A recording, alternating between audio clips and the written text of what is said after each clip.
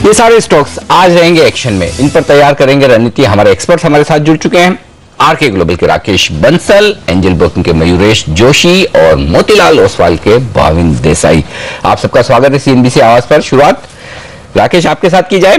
Charts मजबूत हो गए हैं क्या? और मैं तो देखना चाहता हूं कि अगर हफ्ते के आखिरी दिन 7900 के ऊपर क्लोजिंग मिल जाए तो क्या कहने हैं? क्या लग रहा है ऐसा कुछ हो सकता है?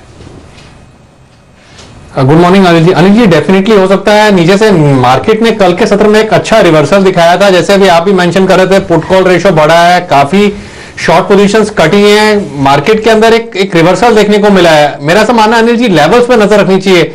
Nifty spot 7861, Nifty future 7881, bank Nifty future 17300। अगर इसके ऊपर ये इंडेक्सेस निकलते हैं तो काफी बड़ा ब्रेकआउट होगा। और अनिल जी, तब जो लेवल्स आप बात कर रहे हैं उसके भी काफी ऊपर मार्केट जाने का पोटेंशियल रखता है। और अगर निफ्टी 7861 के ऊपर आज के सत्र में निकलता है तो डेफिनेटली 7900 के लेवल्स देखने को मिल सकते हैं। अनिल जी, अगर ये लेवल्स एक्सपायरी से पहले देखने को मिलते हैं तो अगले सप्ताह आप सोचिए कि कितनी बड़ी रैली शायद मार्केट में देखने को मिले। शॉर्ट सेलिंग्स को अवॉइड करना चाहिए मार्केट में। एज ऑफ नाउ एक्सपायरी का व्यू बना के बाय ऑन डिक्लाइन की रणनीति ही अपनानी चाहिए। चलिए, तो बाय ऑन डिप्स की रणनीति रखिए और नजर रखिए 7861 के। इसके ऊपर निकलता है तो 7900 तक आराम से जा सकता है। निफ्टी लेंगे ब्रेक के बाद दूसरे एक्सपर्ट से भी जानेंगे वो कैसे देख रहे हैं भारतीय बाजारों को आज।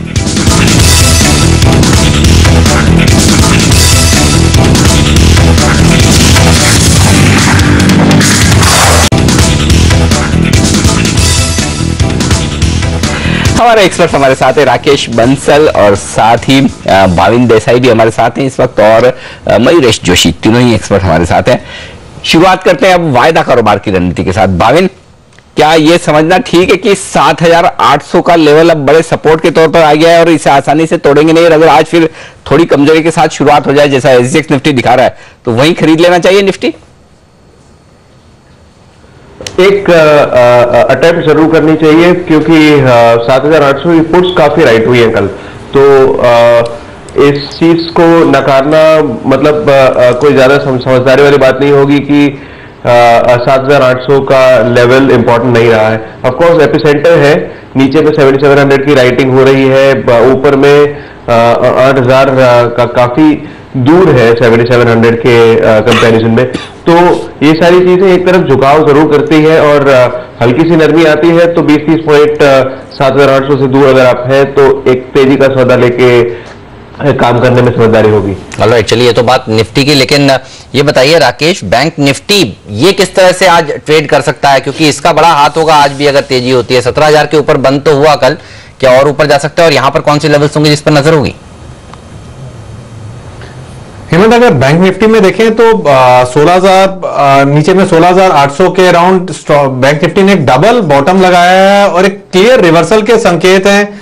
और एक बार बैंक निफ्टी 17,300 के ऊपर निकलता है तो क्लियर कट बड़े चार्ट्स पर एक बड़ा ब्रेकआउट होगा, तब एक अच्छी रैली की संभावना बन सकती है। और किसी का अगर इंट्राडे का नजरिया है तो नीचे में 16,975 के लेवल पर नजर रखनी चाहिए। ये एक इमीडिएट सपोर्ट है। बैंक निफ्टी में भी एक रिवर्सल बना हुआ है, chances of rally in bank Nifty ज्यादा लगते हैं।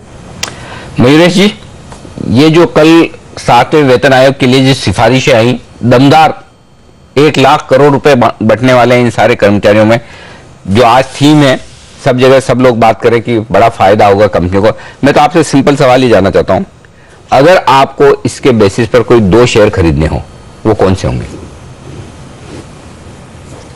Morning Anil ji, I think clearly जो बेनिफिट्स हैं are coming to come through for the 2 wheeler, जहाँ पे एक वॉल्यूम ग्रोथ देखने मिल सकती है, या 4 व्हीलर्स में जो एंट्री लेवल को सपोर्ट करते हैं। तो मेरे ख्याल से I think Bajaj Auto, Maruti Suzuki, probably अगर हम ऑटो स्पेस की बात करें तो आई थिंक वहाँ पे एक वॉल्यूम ग्रोथ देखने मिल सकती है। And again I think festive season को हम एक्सक्लूड करते हैं as part of how the volume growth will pan out आगे जाते वक्त। तो मुझे लगता है I think Bajaj Auto, Maruti Suzuki एक बेनिफिशरीज होंगे। और कंज्यूमर ड्यूरेबल्स भी एक इंपॉर्टेंट सेगमेंट हो सकता है अनिल जी, क्योंकि आई थिंक जैसे डिस्पोजेबल इनकम हाथों में पड़ेगी, आई थिंक एक जो वैल्यू चेन में बढ़ोतरी की उम्मीदें रखते हैं लोग, उसमें मेरे हिसाब से I think stocks like symphony can largely benefit. ये भी बताइए, बॉश के स्टॉक में आज किस तरह का इंपैक्ट आपको देखने को मिलेगा? हमें लगा था कि फॉक्सवैगन के चलते सारी दिक्कतें सॉल्व हो गई हैं, जितना गिरना था मदरसन गिर चुका है, लेकिन अब खबरें ये आ रही हैं कि विदेश में, यूएस में खासतौर पर फॉक्सवैगन जो स्कैंडल था उसमें अब बॉश के ऊपर भी जांच शुरू हो चुकी है। भारत में लिस्टेड बॉश के ऊपर कुछ असर देखते हैं आप इस पे?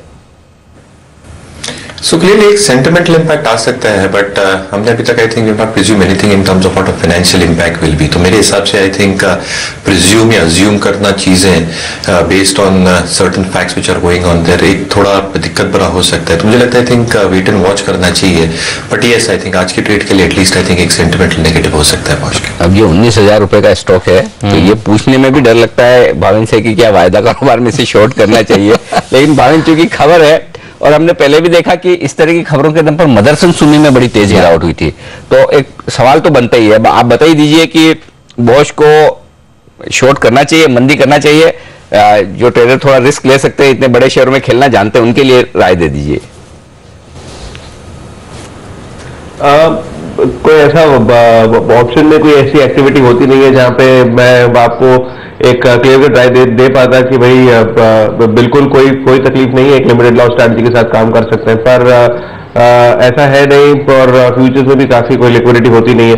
बावजूद इसके यदि आपको ट्रेड करना ही है तो रिस्क रिवॉर्ड ऐसे कंपेलिंग नहीं है जहां पे सौदा कर सकते हैं। तो प्रोबेबली एक इंट्राडे के लिए 9,300 के करीब, 9,277 की क्लोजिंग है, तो करीबन कुछ 50-70 रुपए ऊपर की स्टॉप लॉस रख के कहीं पे एक शॉर्ट बना के 100, 125, 150 रुपए तक की मूव के लिए ट्रेड कर सकते हैं। पर ये ऐसा स्टॉक है नहीं जहां पे ऐसे 100-200 रुपए की मूवमेंट ट्रेड की जाए, तो मेरे हिसाब से तो अवॉइड ही करना चाहिए।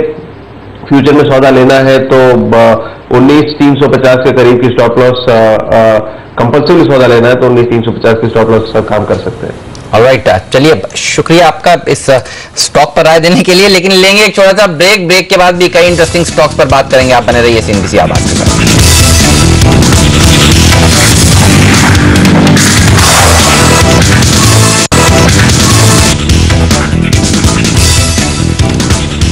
स्वागत है आप सभी का CNBC आवाज पर। हम चर्चा कर रहे हैं राकेश, मयूरेश और भाविन से।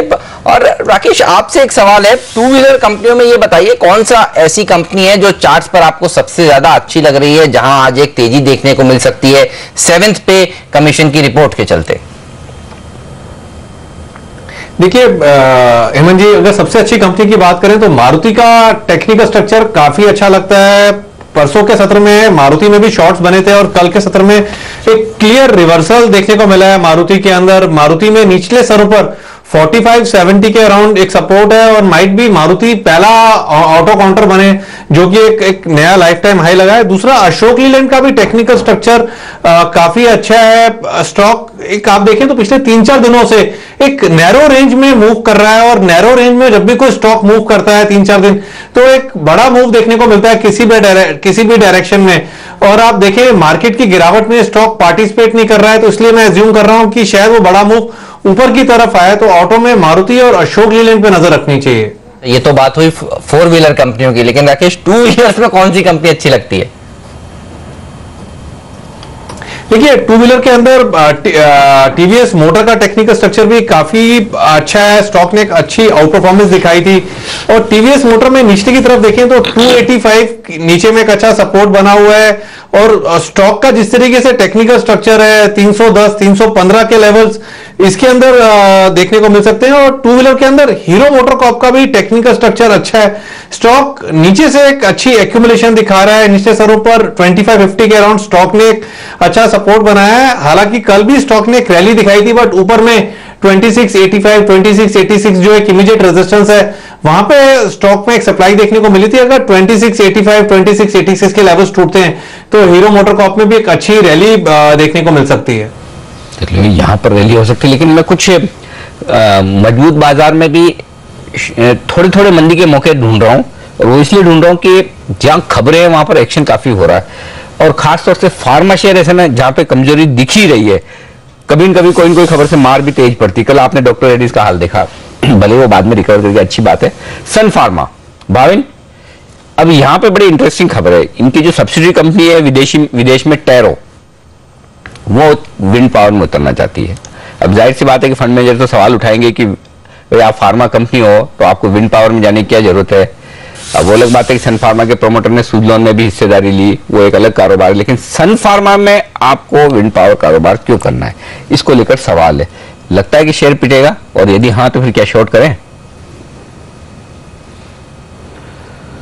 काफी कंसोलिडेट हो रहा है, और पिछली जो गिरावट थी वो एक डाइजेशन मोड पे चल रही थी, तो हो सकता है कि ये पर्टिकुलर जो न्यूज आइटम है वो एक ट्रिगर बन जाए। 740 के नीचे अगर खुलता है और सस्टेन करता है तो एक शॉर्ट सौदा बन सकता है, करीबन 8 से 10 रुपए के स्टॉप से।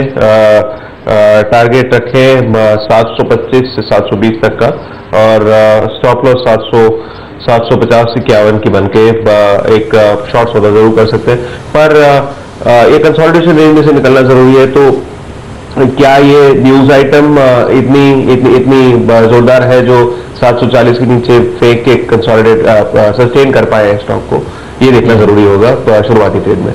बिल्कुल। चलिए, कल भी हमने देखा था डॉक्टर रेड्डी सन फार्मा ज्यादा पिटे थे, आज देखना होगा किस तरह का एक्शन स्टॉक में देखने को मिलता है। लेकिन लेंगे इस नोट पर ब्रेक के बाद प्री ओपनिंग सेशन हाजिर करेंगे, दिखाएंगे आपको प्री ओपनिंग ट्रेड्स किस तरह से पड़ रहे हैं शुरुआत में, और रुपए की ओपनिंग भी लेकर आएंगे, हाजिर करेंगे पहला सौदा ब्रेक के बाद।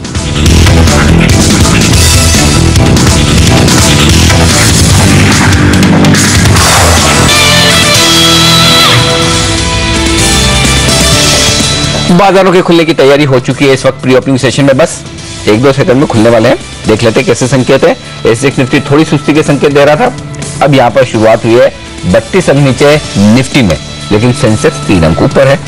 कौन से स्टॉक सेक्शन में, उस पर डालिए नजर। 7% ऊपर है ओएनजीसी, डॉक्टर है 2% ऊपर, कोल इंडिया में 4% का उछाल, और ये लेवल्स थोड़े सेटल होने वाले हैं पक्का ही। टाटा पावर 9% ऊपर है, नीचे सॉरी, और भारतीय एयरटेल 5-6% नीचे, टीसीएस में 3% का नुकसान है, लेकिन सही जो एकदम भाव जो आएंगे वो आएंगे करेंसी मार्केट के 66 रुपए 17 पैसे। ये है कल का बंद भाव रुपए का डॉलर के सामने। अब आज देखते हैं कि रुपए कैसी शुरुआत करता है आज डॉलर के सामने, तो उस पर भी नजर डाल लेंगे। लेकिन फिलहाल आप देख सकते हैं कि एकदम शांत कारोबार के संकेत हैं। प्री ओपनिंग सेशन में कोई खास बड़ा उतार चढ़ाव दिख नहीं रहा। दुनिया भर के बाजारों में भी सुस्ती का माहौल ही है, कोई बहुत एक्शन हो नहीं रहा। 7 अंक ऊपर सेंसेक्स और 10 अंक ऊपर निफ्टी, 10 अंक नीचे निफ्टी आ गया। रुपए का भाव आ गया 7 पैसे की मजबूती के साथ खुला है रुपया डॉलर के मुकाबले। अंतर रुपए में थोड़ी सी रिकवरी, लेकिन रिकवरी असली तब दिखेगी जब हम 66 के लेवल के ऊपर जाकर मजबूत हो पाए। और रुपए में लेवल ऊपर होने का मतलब है कि जैसे जैसे रुपया नीचे आएगा डॉलर के सामने, रुपया मजबूत होता है, डॉलर कमजोर होता है। 66-25, 66-50 आना मतलब ये है कि रुपया कमजोर हुआ। 65-75, 65-50 आना मतलब रुपया मजबूत हुआ। ये ध्यान में रखिएगा। तो कई बार आपका कंफ्यूजन हो जाता है कि अरे रुपया 66 के ऊपर तो मजबूत क्यों नहीं है और 66 के नीचे है तो कमजोर होना चाहिए। वैसा नहीं है, क्योंकि $1 खरीदने के लिए जो आपको पैसे देने पड़ेंगे उससे आपको अंदाजा लगाना है कि रुपया मजबूत है या कम। तो अगर 65-75 हो जाता है तो फिर आपके लिए रुपया मजबूत हुआ। अब कुछ और शेयर जहां पर आज एक्शन होने वाला है, जुबिलेंट फूडवर्क्स, इस पर मेरी नजर है। ट्रेडर्स का पसंदीदा स्टॉक है। आज खबरें आ रही कि 200 करोड़ रुपए का एक्सपांशन करने वाले हैं और 5000 नए कर्मचारी भर्ती करेंगे, यानी कि इसका मतलब बिजनेस अच्छा है, तभी और लोग रखने की सोच है। वायदा कारोबार के ट्रेडर्स के लिए राय है खरीदारी की आपकी। भाविन क्या कहेंगे? एक 1350 के पास जियो या मरो सिचुएशन था, और इस डाउनवर्ड अटेम्प्ट को तो एटलीस्ट डॉज कर चुका है स्टॉक। तो देखना अब ये होगा कि अगर इस पर्टिकुलर न्यूज से ज्यादा बड़ी बढ़त नहीं दिखे तब जाके एक सौदा ले सकते हैं। बिल्कुल स्ट्रिक्ट ट्रेडिंग के लिए और इसी एक्सपायरी के लिए हो सकता है तो एक 1450 का कॉल लेके छोड़ दें। अगर चल जाता है स्टॉक तो हेडरूम 1500 तक का है, जहां पे हेवीएस्ट कॉल लिखी गई है, पर नीचे में स्टॉप लॉस काफी दूर है जो कि 1350 का है। तो अगर इस स्टॉक को इस न्यूज के ऊपर आपको ट्रेड करना है पॉजिटिवली तो मेरे हिसाब से 1450 का कॉल, जीरो की स्टॉप लॉस और 30 से 40 रुपए का टारगेट के साथ एक चांस दे सकते हैं। JSPL एक और ऐसा स्टॉक है जो आज एक्शन में रहेगा। राकेश, चार्ट देखकर बताइए कैसा लग रहा है। एफएनओ में तो ये बैन में है, DLF और JSPL दोनों ही शेयर, लेकिन मेटल कंपनियों में, पावर कंपनियों में कोई आपको लग रहा है तेजी होती हुई? आज प्री ओपनिंग सेशन में करीब 10% की उछाल के साथ ये खुल सकता है, इस तरह के संकेत दे रहा है। हालांकि अभी ये ट्रेड सेटल नहीं हुए हैं, लेकिन JSPL चार्ट पर कैसा लगता है? देखिए हेमंत जी, चार्ट पे देखें तो नीचे से एक रिवर्सल बना हुआ है जेएसपीएल के अंदर। निचले स्तरों पे देखें तो 78 रुपीज 50 पैसा के अराउंड स्टॉक का एक सपोर्ट है, और एक बार अगर एक काउंटर ऊपर में 84 रुपीज 70 पैसा के लेवल्स को तोड़ता है तो काफी बड़ा ब्रेकआउट होगा। अगर 84.70 के ऊपर निकलता है तब 98 99 के लेवल्स भी इसके अंदर देखने को मिल सकते हैं। हेमंत जी, दूसरा अगर आप इंटायर मेटल स्पेस की बात करें, कुछ दिन पहले कुछ ब्रेकडाउन देखने को मिले थे, बट स्टॉक्स में गिरावट नहीं आ रही है। अगर आप टाटा स्टील का भी देखें, खराब नतीजों के बाद, इतने खराब डाउनग्रेड आने के बाद भी स्टॉक में गिरावट नहीं आ रही है। और अगर आप टेक्निकल इंडिकेटर्स को प्लॉट करते हैं मेटल स्पेस के अंदर तो एक पॉजिटिव डाइवर्जेंस है। हालांकि कंफर्ट नहीं आता है बाइंग करने में लोगों का, बट टेक्निकली एक रैली मेटल स्पेस के अंदर बन सकती है। हेमंत जी, वन मोर थिंग, अगर 7th पे कमीशन की बात करते हैं तो जो बेस्ट टेक्निकल स्ट्रक्चर 3 स्टॉक्स के अंदर निकल के आते हैं, पहला स्टॉक निकलता है यूनाइटेड स्पिरिट्स का, इसको भी बेनिफिट मिलेगा। काफी बेहतरीन टेक्निकल स्ट्रक्चर है। नीचे में 3450 के अराउंड स्टॉक का एक सपोर्ट है, ऊपर में 3800 के लेवल्स इसके अंदर देखने को मिल सकते हैं। इसी स्पेस से दूसरा काउंटर रेडिको खैतान, काफी बेहतरीन टेक्निकल स्ट्रक्चर है। नीचे में 115 के अराउंड एक सपोर्ट है, 132 133 के लेवल्स इसमें देखने को मिल सकते हैं। तीसरा काउंटर टाइटन इंडस्ट्रीज, काफी बड़ा ब्रेकआउट है बड़े चार्ट्स के ऊपर, और जिस तरीके से इसका टेक्निकल स्ट्रक्चर है इसमें अगर आप देखें तो परसों की मंदी में भी स्टॉक ने पार्टिसिपेट नहीं करा था, और टाइटन के अंदर 380 प्लस के लेवल्स देखने को मिल सकते हैं। राकेश, मैं तो आज आपकी फंडामेंटल रिसर्च को भी मान गया। मैं तो सोच रहा, मतलब इतनी रिपोर्ट्स पढ़ी सुबह से, इतने एक्सपर्ट से बात की, किसी ने ये तो अंदाजा लगाया ही नहीं कि लोगों को जो सैलरी ज्यादा मिलेगी वो इस तरह से भी सेलिब्रेट करेंगे कि रेडिको खैतान और यूनाइटेड स्पिरिट्स भी चल सकते हैं। ये यूनिक आइडिया तो आप ही के दिमाग में आया, ये मतलब मानना पड़ेगा, दाद देने वाली बात है। चलिए, लेकिन वेतन आयोग की इन सिफारिशों के बाद कई सारे ब्रोकरेज हाउसेज ने अपनी रिपोर्ट्स निकाली है। क्या रिपोर्ट्स हैं, क्या डिटेल्स है, कहां पर वो पैसा लगाने की राय दे रहे हैं, सारी डिटेल्स लेकर हमारे साथ डिम्पी है इस वक्त। बताएं डिम्पी। अनिल, जो रिपोर्ट्स है वो ये कह रही है कि आगे चल के अर्थव्यवस्था की हालत भी सुधरेगी और आपकी हालत भी सुधरेगी उस वजह से, क्योंकि पैसा सरकार अब आपको ज्यादा देने वाली है। असल में अलग अलग ब्रोकिंग हाउसेस की रिपोर्ट है, इसमें क्रेडिट स्विस ये कह रहा है कि आगे चल के कार खरीदने वालों के लोगों की संख्या बहुत तेजी से बढ़ सकती है, और इसके अंदर ऑटो और 2 व्हीलर सेगमेंट के लोगों की भी संख्या बढ़ने वाली है। ऑटो इंडस्ट्री का जो कन्वर्जन रेट है, यानी कि जो कार खरीदने वालों की जो संख्या है वो करीब 10% के आसपास बढ़ने की उम्मीद है। इसका सीधा सीधा फायदा ऑटो यानी 2 व्हीलर में और 4 व्हीलर में जो फायदा मिलेगा बजाज, हीरो मोटोकॉर्प और मारुति को मिलेगा। ये क्रेडिट स्विस की रिपोर्ट है। उन्होंने इसका हवाला दिया कि जब पिछली बार वेतन आयोग की सिफारिशें लागू हुई थी तब भी 2 व्हीलर और 4 व्हीलर की ग्रोथ जो है वो करीब 9% और करीब 20% से ऊपर जाके बढ़ी थी, तो इस बार भी ये टेंडेंसी फिर से देखी जा सकती है। सिटी की रिपोर्ट थोड़ी सी नेगेटिव है, नेगेटिव इस टर्म्स में कि थोड़ा सा वो अपने आप को संभाल के बोला उन्होंने कहा कि खपत बढ़ेगी, यानी कंजम्पशन स्टोरी भारत की बढ़ सकती है, जो भी 5.5% के आसपास है, ये 8.5% हो जाएगी अगले 2 साल में। और लेकिन इससे एक कंसर्न ये पैदा हो जाएगा, जो सरकार का अपना वित्तीय घाटा है वो चैलेंजिंग हो जाएगा। FY17 के लिए 3.5% का वित्तीय घाटा रखना अपने आप में सरकार के लिए थोड़ा सा मुश्किल हो सकता है। उन्होंने कुछ स्टॉक स्पेसिफिक रिसर्च नहीं दी कि किसको खरीदना है, किसको बेचना नहीं खरीदना।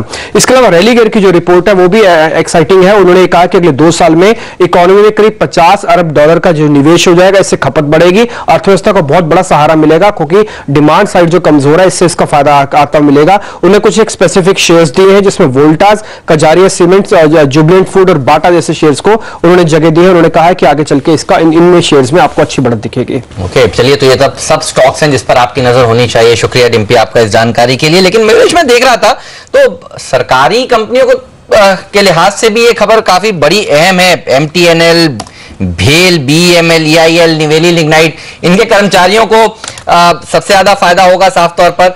ये बताइए, कोई स्टॉक का PSU स्पेस से जिस पर आपकी नजर हो, और इन कंपनियों के लिए अगर आप दूसरी तरफ से देखें तो अब इनको ज्यादा पैसा देना होगा, आप कैसे देख रहे हैं इस सबको? नहीं, क्लियरली आई थिंक पे कमीशन के रिकमेंडेशंस के बाद और जैसी इनकी फाइनेंशियल परफॉर्मेंस रही है अब तक, हमें नहीं लगता आई think substantial portion of the PSU space में कोई सुधार आने की उम्मीद है इन वी शेप्ड रिकवरी फॉर्मेट। तो मुझे लगता है आई थिंक कहीं ना कहीं जो दिक्कतें इंडिविजुअल कंपनीज फेस कर रही हैं उसमें I think there will still be some amount of दिक्कतें गोइंग थ्रू। तो मुझे लगता है I think not too optimistic, यानी बहुत ज़्यादा ऑप्टिमिस्टिक नहीं हूँ मैं PSU स्पेस में, काफ़ी सिलेक्टिव रहूँगा। लेकिन I think it is only the PSU banks that I will be more interested in, और PSU बैंक्स में भी state bank. I think apart from that I think PSU कंपनियों में अंडरटेकिंग्स में एटलीस्ट एट दिस पॉइंट में कोई call नहीं लेना चाहता। मेरी नजर एक और शेयर पर, और वो है GMR इंफ्रा। अब मैं देख रहा हूँ हेमंत, धीमे धीमे इस स्टॉक के लिए खबरें पॉजिटिव होती दिख रही है, एक के बाद एक थोड़ी सही कोई खबर आती है।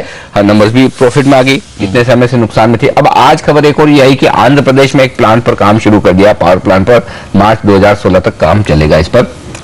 ये बताएं भाविन की कुछ पोजीशन बनी है क्या पिछले 4-5 दिनों में? क्योंकि पहले एक खबर आई थी कि इनके एक वो टैरिफ का रिवीजन हुआ था, यानी कि जो बिजली की दरें हैं वो पिछले 1 साल से बढ़ी है, इन्हें बकाया पैसा भी मिल रहा है, यानी कि कमाई हो रही है। 120 करोड़ 130 करोड़ का अंदाजा लगाया जा रहा था कि इनका ऑपरेटिंग प्रॉफिट बढ़ेगा उस खबर से। और आज एक और खबर है, खरीदना चाहिए GMR इंफ्रा? मूवमेंट काफी आ चुकी है और इतनी गतिविधि फ्यूचर में नहीं दिखी है। जिस तरह से प्राइस में मूवमेंट आई है उस तरह से पोजीशंस इतनी ज्यादा बड़ी नहीं। हो सकता है कि it's a mix of fresh on and short covering, तो उस वजह से अनवाइंडिंग का जोर भी उतना ही लगा हुआ है। पर अगर इसी चीज को ऑप्शन के साथ जोड़ के देखा जाए तो कहीं ना कहीं एक एग्जॉस्टिंग एक्सपेक्टेड है 15 रुपए के आसपास। तो 50-55 पैसे की जगह और रह चुकी है, उसके बाद एक रिएक्शन आ सकता है, रिएक्शन आए या फिर एक हॉल्ट आए मूव में, ऐसी संभावना हो सकती है। तो ये लेवल पे इवन ऑप्शंस में जाके पंट लेने की राय नहीं देंगे। Generally it is an avoid stock from our side, पर फिर भी एक short term intraday kind of trade भी लेने की सलाह इस लेवल पे तो नहीं रहेगी। चलिए, प्री ओपनिंग ट्रेड्स आप सेटल हो गए हैं और फ्लैटिश सा रुझान दिख रहा है इस समय। सेंसेक्स करीब 14 अंक ऊपर खुलेगा, निफ्टी फ्लैट खुलेगा, लेकिन स्टॉक स्पेसिफिक एक्शन भरपूर दिखेगा आज भारतीय बाजारों में। जिस तरह से हम चर्चा कर रहे हैं, 7th पे कमीशन की रिपोर्ट्स आई हैं, कंज्यूमर ड्यूरेबल कंपनियों पर नजर रखिएगा। प्री ओपनिंग सेशन में देखिए BPL, मर्क, छोटी कंपनियां अच्छा प्रदर्शन दिखाने की आज अपेक्षा यहां पर देखने को मिल रही है। 2-2, 4-4% की तेजी यहां देखने को मिल रही है। और एक थीम जो पिछले 2-3 ट्रेडिंग सेशन से चल रहा है वो है रेलवे शेयर्स का। देखना होगा आज भी यहां पर तेजी होती है या फिर नहीं होती है। लेकिन अगर यहां से लेकर रेल बजट तक का व्यू रखें तो ये बताइए कौन सा वो स्टॉक है मयूरेश जो आपको पसंद है, रेल बजट तक होल्ड करके रखें, पैसा बनेगा? तो क्लियरली आई थिंक एक सिक्लिकल मूव रहती है और हर रेल बजट के पहले हमने देखा है कि रेल स्टॉक्स मोमेंटम पिकअप करते हैं। जैसे लास्ट रेल बजट में भी अनाउंसमेंट्स हुई थी, आई थिंक काफी स्ट्रक्चरल अनाउंसमेंट्स है जिसके लिए आई थिंक टाइम देना पड़ेगा, क्योंकि आई थिंक जैसे रेलवे फाइनेंसेस हैं और जैसे आई थिंक इनकी एक रैंप अप का प्लान है, जैसे FDI की उम्मीदें हैं, I think it's going to take time. दूसरी बात, आई थिंक जो ऑर्डर विन्स आएंगे या ऑर्डर फ्लोज होंगे from the railway department towards various companies, I think substantial काम चालू हो सकता है, लेकिन order execution and that getting converted into cash flows that will take time. But एक टेक्निकल या टैक्टिकल कॉल रहना है तो मेरे हिसाब से आई थिंक सारे रेल स्टॉक्स चल सकते हैं। So if take example Titagarh, Kalindi, I think they can move, but I think fundamentally I think अभी भी मुझे उसमें दम नहीं लगता। ओके, फंडामेंटली अभी भी दिक्कत है, लेकिन इस बार तो शुरुआत काफी जल्दी हो गई इन रेलवे शेयरों के चलने के। अब जो ये ऑर्डर की बातें हो रही है ना, 8-10 हजार करोड़ के ऑर्डर, ये शेयरों को 40-50% तक बढ़ा दे तो बड़ी आश्चर्य की बात नहीं। देखो क्या होता है। लेकिन एक आखिरी 1-1.5 घंटे में कल जो शेयर चले ना टेक्सटाइल के, इस पर राय दीजिए, क्योंकि अभी हो ये रहा है राकेश की कोई भी सेक्टर एक दिन नहीं चलता, वो 2-3 दिन तो कम से कम चलता है। चाहे आप रेलवे देख लें, चाहे आप एविएशन तो कई दिनों से चल रहे हैं, खैर इंफ्रास्ट्रक्चर के शेयर देख लें, चाय चीनी देख लें, चावल देख लें। तो अब अगर ये कल ही शुरुआत हुई है टेक्सटाइल शेयरों में तो थोड़ा तो और भागेंगे। अरविंद, सेंचुरी, बॉम्बे डाइंग, आपको क्या पसंद है? आप जो बोले क्या खरीदना चाहिए? देखिए अनिल जी, पहले तो एक सेंचुरी टेक्सटाइल पे नजर रखनी चाहिए। काफी लोगों ने शायद इसको ऊपरी स्तरों पे भी लिया था और नजर रखनी चाहिए मतलब खरीदना है ना इसके अंदर? हाँ, खरीदना चाहिए। 565 के ऊपर एक ब्रेकआउट हुआ है, नीचे में 547 एक सपोर्ट बनता है और एक अच्छी रैली इसके अंदर बन सकती है। और दूसरा, अरविंद के अंदर भी काफी बड़ा अपमूव कल देखने को मिला है। काफी बढ़ चुका है, थोड़ा सा करेक्शन ले तो उस स्टॉक को भी बाय किया जा सकता है। बॉम्बे डाइंग में क्लियर एक रिवर्सल के संकेत हैं, नीचे में 60 रुपए के अराउंड स्टॉक ने एक अच्छा सपोर्ट लिया और फर्दर रैली बॉम्बे डाइंग में भी रूल आउट नहीं की जा सकती है। जैसे अभी आपने मेंशन करा, अभी रेल स्टॉक्स में काफी पोटेंशियल, अगर आप देखें तो रेल स्टॉक्स में परसों के सत्र में ब्रेकआउट हुआ था, कल एक फॉलोअप बाइंग हुई थी, चैनल्स में सीएनबीसी आवाज ने टाइमली इसको कवर करा है और ये सब जानते हैं। मयूरुष ने भी मेंशन करा कि बजट तक, रेल बजट तक इसके अंदर रैली बनती है, तो थोड़ी सी भी करेक्शन आती है तो रेल स्टॉक्स में टीटागढ़ वैगन, कालिंदी रेल पे नजर रखनी चाहिए। चलिए, टीटागढ़ वैगन, कालिंदी रेल पर नजर रखिए, इन सब स्टॉक्स में तेजी देखने को मिल सकती है। लेकिन शॉर्ट कवरिंग के लिहाज से भावेन, अगर आपको 2 शेयर चुनने हो तो बताइए वो कौन से होंगे। केवल अब देखिए, आज को मिलाकर 3 ट्रेडिंग सेशन ही बचे हैं, उसके बाद एक्सपायरी होगी बृहस्पतिवार को, बुधवार को भारतीय बाजार बंद है। कहां पर लॉन्ग साइड की पोजीशंस खेलना चाहेंगे आप? शॉर्ट कवरिंग 2 शेयरों में, एक जो अभी डिस्कस हो रहा था सेंचुरी टेक्सटाइल्स 580-81 के ऊपर अगर सस्टेन करता है तो हो सकता है एक मूव आ सकती है शॉर्ट कवरिंग की वहां पे।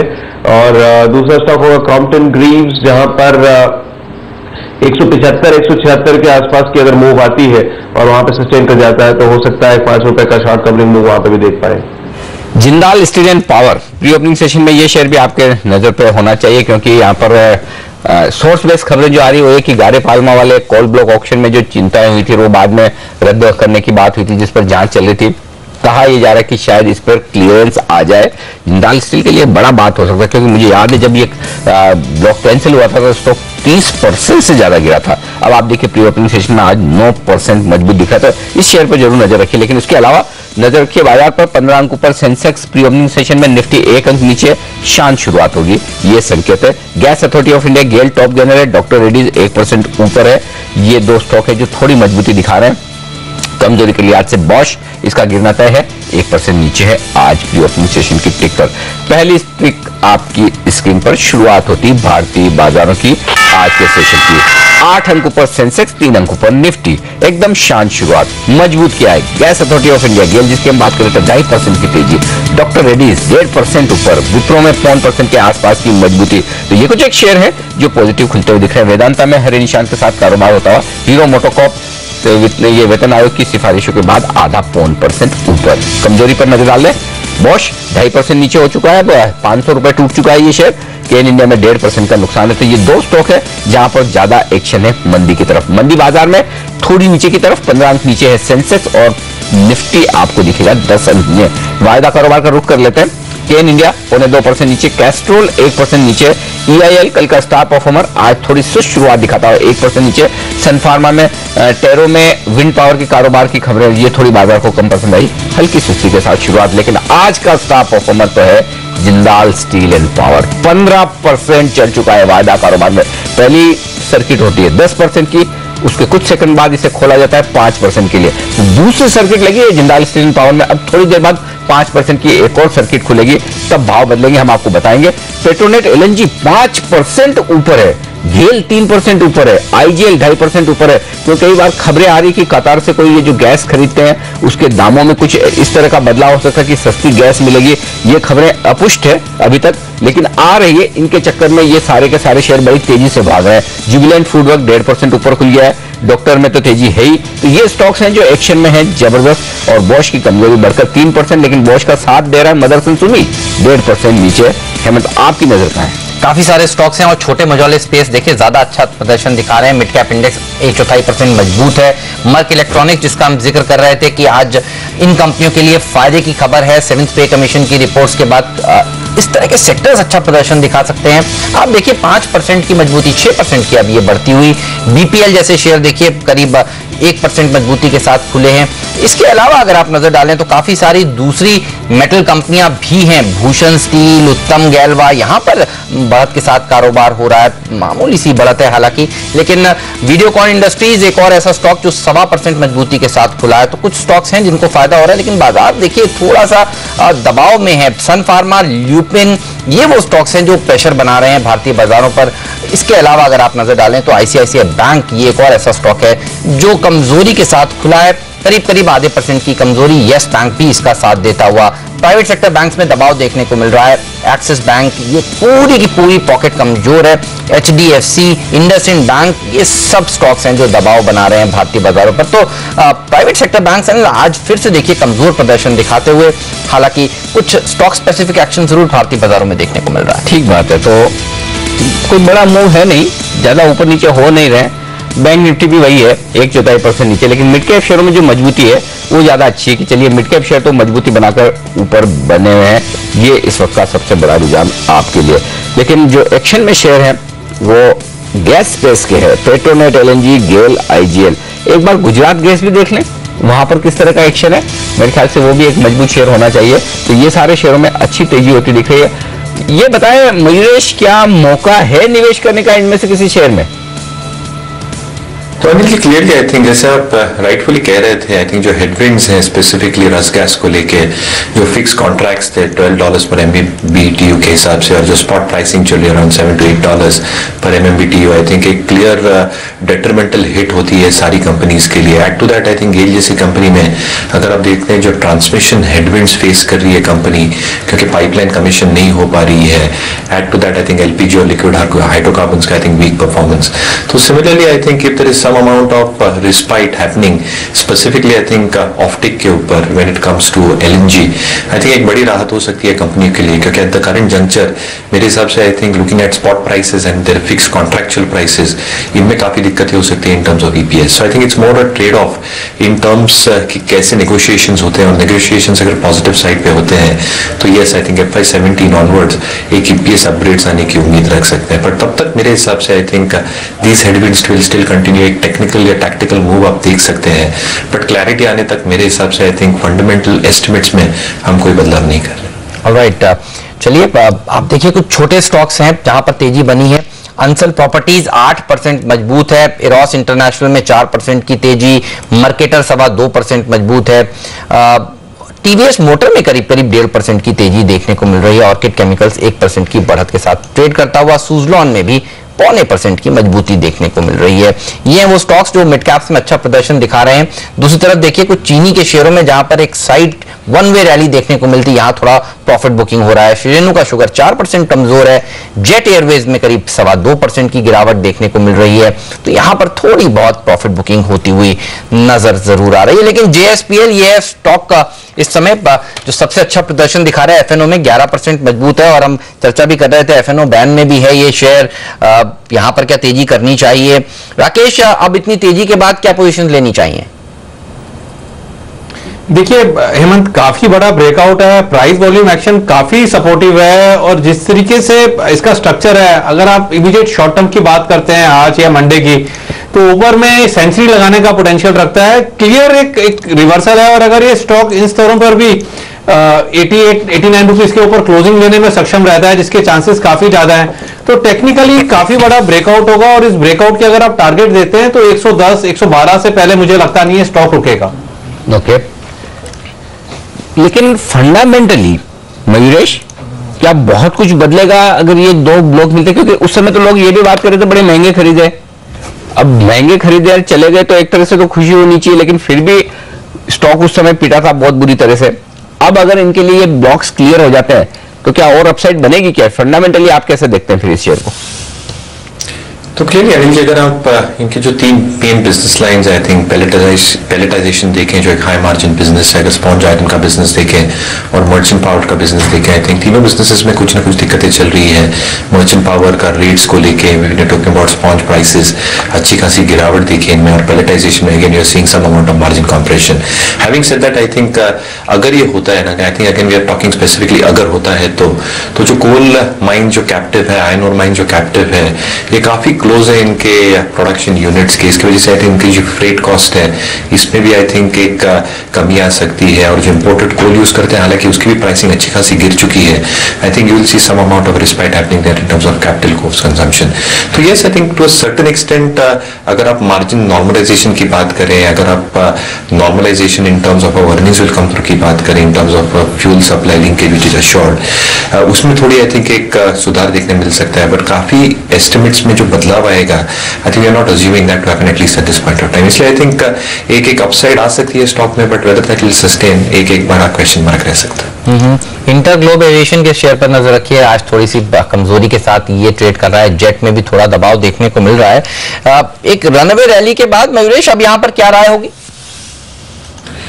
So clearly Hemant ji, I think InterGlobe के एक तो valuations at this current juncture काफी एक्सपेंसिव हो गए हैं, इसलिए जिसने सब्सक्राइब किया था आईपीओ में आई थिंक होल्ड करना चाहिए, क्योंकि अगले 2 क्वार्टर में जैसे हम ब्रांड प्राइसिंग देख रहे हैं, ETF pricing is expected to be extremely low. अच्छी खासी कॉस्ट कंपोनेंट होती है ETF प्राइसिंग एयरलाइन कंपनियों के लिए। और लोड फैक्टर्स की अगर मैं बात करूं तो I think load factors with an improving economy मेरे हिसाब से I think should see reasonable amount of uptake. तो मेरे ख्याल से आई थिंक इंटरग्लोब प्रॉबेबली एक बेस्ट प्लेस्ड कंपनी है in terms of how cash flows are, profitability है, जैसे मार्केट शेयर है। बट आई थिंक सारी aviation shares with ETF price fall और लोड फैक्टर इंप्रूवमेंट 1 से 2 क्वार्टर आई थिंक एक improve performance दिखा सकते हैं। हालांकि I think stocks have moved up, एक प्रॉफिट बुकिंग या money taken on the table देख सकते हैं आप, but with in this stocks I think InterGlobe aviation hold कर सकते हैं। इन नेक्स्ट 2 क्वार्टर्स सारी aviation shares I think will report good set of numbers. Even spice jet में कमजोरी देखने को मिल रही है, तो एविएशन पैक आज अनिल काफी कमजोर दिख रहा है। ये क्या वैसे ही है हेमंत की शुगर में जिस तरह से कल प्रॉफिट बुकिंग आई, क्या आज एविएशन शेयरों का नंबर है प्रॉफिट बुकिंग का?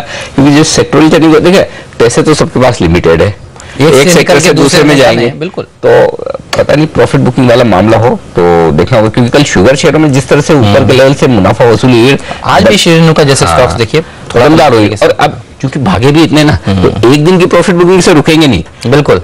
मतलब अगर 100, 150, 200% बढ़े हैं तो 25-30% की प्रॉफिट बुकिंग तो बनती है, इतनी तो बनती है। तो अब देखो, तो जिनके पास शेयर हैं, फिर अगर यही लॉजिक है तो ये बताइए, आईपीओ में लगा था, होल्ड करके रखा था, मयूरेश आप यही कह रहे हैं ना, फिर एक बार मुनाफा वसूल कर लेना चाहिए खासतौर पर इंटरग्लोब में? नहीं, क्लियरली आई थिंक जिनको आईपीओ में लगा था आई थिंक होल्ड करना चाहिए हेमंत जी। आई थिंक मेरे हिसाब से आई थिंक जैसे नंबर्स इंटरग्लोब पोस्ट कर रहा है, इन सिनेरियो आप देखिए कि जैसे पहले ऑयल प्राइसेस थे अराउंड 80-100, उस टाइम पे भी आई think they were managing their balance sheet quite well. जैसे ETF प्राइसेस अभी गिरे अराउंड 40-45 और levels in terms of brand pricing, मेरे ख्याल से I think the cash flows of this company will improve drastically. Similarly I think दूसरी कंपनियों को भी फायदा हो सकता है, तो I am not ruling out, जैसे मैं पहले भी कह रहा था, आई थिंक जिस तरह से एक शार्प मूवमेंट हुई है शेयर प्राइसेस में, आई थिंक एक करेक्शन आना स्वाभाविक है। बट क्लियरली आई थिंक अगले 2 क्वार्टर तक I think these benefits will still keep on accruing to airline companies. तो within these shares itself I think fundamentally I think at least InterGlobe Aviation look stronger, negative net worth नहीं है, I think positive payouts होते हैं, इसलिए एक hold की राय वहां बनी रहेगी। बट एक tactical call I think jet और स्पाइस जेट पे अगर और गिरते हैं तो अगले 2 क्वार्टर के हिसाब से लिया जा सकता है। ओके, तो क्वार्टर 2 क्वार्टर थोड़ा मतलब लंबा सोचना पड़ेगा फिर उस हिसाब से लेने के पहले। लेकिन मुझे तो गैस वाले शेयरों पे वायदा कारोबार के ट्रेडर्स के लिए राय लेनी है। भाविन, अब ये तो 5-5% तो चढ़ गए, मैं देख रहा हूँ गेल जैसा स्टॉक 5-5% निफ्टी का स्टॉक है। अच्छा, ये हफ्ता गेल के लिए तो बहुत जबरदस्त रहा। मैं 7 या 15 दिन का आपको एक बार चार्ट दिखा दूंगा, आपको समझ में आ जाएगा। मेरे ख्याल से नहीं तो भी 13-14% तो ये भागा होगा ये शेयर गेल का। एक बार 1 महीने का चार्ट देखते हैं। चलो, 1 महीने का चार्ट है 3%, ही तो थोड़ा 7 दिन का देखो ना, बढ़िया दिखेगा चार्ट इतना। हाँ, ये देखो नीचे से किस तरह से भागा है, मतलब 2 बार 4-4 दिन 1% भागा है, और आज ये लगभग 19%। हेमंत, निफ्टी का स्टॉक 7 दिन में 19% भाग गया, बड़ी बात है भाई। ये बताएं भावेन, क्या करें गेल, पेट्रोनेट, IGL में? वो फटाके हैं सर, फटाके बड़े वाले फटाके आते हैं ना, उसको हाथ में फोड़ने वाली चीज हो जाती है। तो फूट गए हाथ में आपके तो गड़बड़ हो जाएगी। अगर आप उसको छोड़ पाए टाइम से, नहीं तो अच्छे तालियां बजाएं। चलो, डर है नहीं, आपका डर जो है वो समझ में आता है, वाजिब है, डरना भी चाहिए। 19-20% शेयर भाग जाए, लेना इतना आसान नहीं। लेकिन जो पेट्रोनेट और IGL तो नहीं भागे हैं, वो ठीक है, पर IGL की जो पिछली हिस्ट्री रह चुकी है, जहां पे वोलेटिलिटी वाला स्ट्रक्चर जो रह चुका है, वो स्ट्रक्चर कभी भी हमें ट्रेडिंग के लिए इतना कंफर्ट कभी नहीं दे पाया है। क्योंकि स्टॉक्स टारगेट्स तब मायने रखते हैं जब आपकी इंटर वोलेटिलिटी उतनी सीमित हो, जहां पे आपको समझ में आए कि इससे आगे जाने की संभावना आज के दिन में नहीं है, जो कि IGL एटलीस्ट तोड़ चुका है। तो रहा सवाल इस पूरे पैक में से एक स्टॉक को गिनने का, वहां पे गेल जरूर एक स्टॉक है जहां पे कभी कभी कुछ ट्रेडिंग अपॉर्चुनिटीज मिल जाती है। पर एक चीज की तरफ मैं आपका ध्यान खींचना चाहूंगा कि 320 का जो फॉल है, वो अभी भी हैवीएस्ट है। माने कहीं ना कहीं ऐसा लग रहा है कि ये move might have been little overdone. तो एक्सपेक्टेशन मार्केट पार्टिसिपेंट्स की ऐसी है कि हो सकता है कि वीक ऑफ एक्सपायरी में एक अनवाइंडिंग का माहौल बने, जहां पे करीबन 3-3.5% की गिरावट आके थोड़ी सी अनवाइंडिंग आके वहां पे सेटल हो जाए। तो ऐसे सिचुएशन में तेजी का सौदा बनाना थोड़ा सा अनकंफर्टेबल हो जाता है। चलिए थोड़ा सा लॉन्ग साइड पर रहने से बचें, ये रहा हमारे एक्सपर्ट की। शुक्रिया मयूरेश, राकेश, भाविन, आप तीनों का समय निकालने के लिए और आज इस चर्चा में शामिल होने के लिए। बाजार पर नजर रखिए, सेंसेक्स निफ्टी जहां लाल निशान में ट्रेड कर रहे हैं, वही मिड कैप इंडेक्स में दमदार प्रदर्शन जारी है। अब 0.5% मजबूत है मिड कैप स्पेस। बेहतरीन तेजी कई शेयरों में देखने को मिल रही है। ऐसे में आपको क्या रणनीति बनानी चाहिए, इस पर बात करेंगे हमारे साथ मार्केट एक्सपर्ट उदयन मुखर्जी जुड़ेंगे ब्रेक के बाद।